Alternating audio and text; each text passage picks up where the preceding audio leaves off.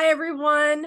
I'm Brooke Elliott, and today's Taking Inventory episode, I am going to insert another step in building resilience. So in the last 3 episodes, hopefully you watched those, I gave 3 simple steps in building resilience. And today, I'm going to cover another step that you can insert before the last 3 steps that I talked about. And you might have asked yourself or commented to yourself while watching the last episodes that maybe it just seems a little bit too easy, right? To, have an emotional response and then all of a sudden think of a strength or, what you can learn or inspiring action, and then you're just supposed to do it. Well, it's not usually that easy unless you have practiced for a while, okay? So there is another step in between, in the middle, that I'm going to talk about today that you may find very effective and helpful before moving on to those 3 steps, okay? And so let's cover again what we do when we're faced with a challenge. The first step is to take a pause and to breathe, right? And then it's the recognition that something has occurred, and not only externally, right? There's a challenge that has occurred, but internally there's an emotional response. Okay, so that recognition is key before moving forward. Now, in the last 3 episodes, I talked about those 3 steps that come next. However, right here, after the recognition, there should be some, we call it meditative practice that should take place prior to actually taking action in those 3 steps. Okay.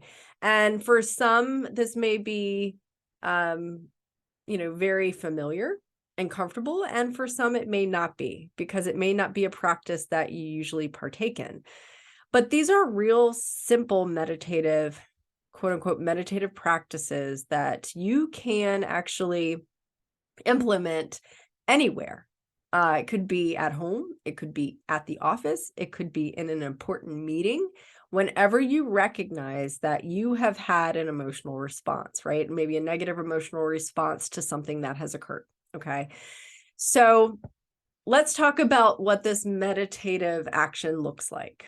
Well, I'm going to share just one today to keep it simple again. And this one meditative action has to do with our senses, and they all do. But we're going to focus today on visual. Okay, so being able to stop and look at the room, or even outside a window, like looking out a window, and taking note of something that maybe you haven't noticed before. Okay, so that could be a tree, it could be the branch of a tree, it could be a leaf on a tree, or within the room that you're in, it could be the fine print on a book on a bookshelf, or it could be like the design on a curtain, right? So I want you to focus in on something that you don't typically look at, or perhaps that you haven't noticed the fine details of before.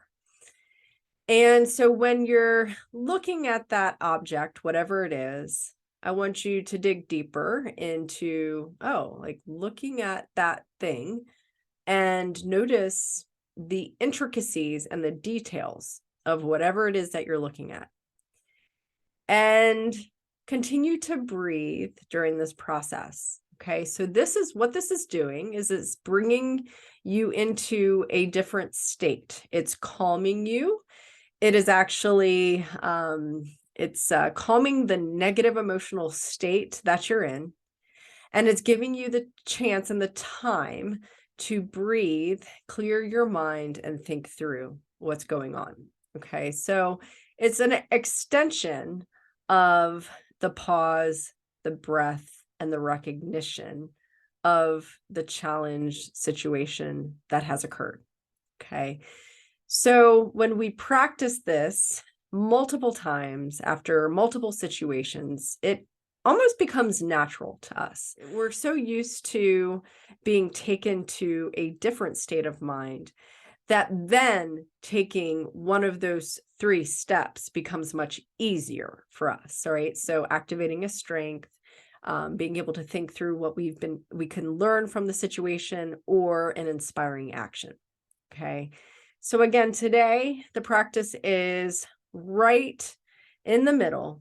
When you've recognized what has happened and you're recognizing your negative emotional state, this is when you are going to say, look at something in the room or something out the window that you haven't noticed before. Okay. And I would love to hear your experience in this practice. And again, the more you practice, the better you become, and being able to build resilience and move forward in one of those 3 steps. So that's it. That's all I wanted to cover today. Again, short and simple.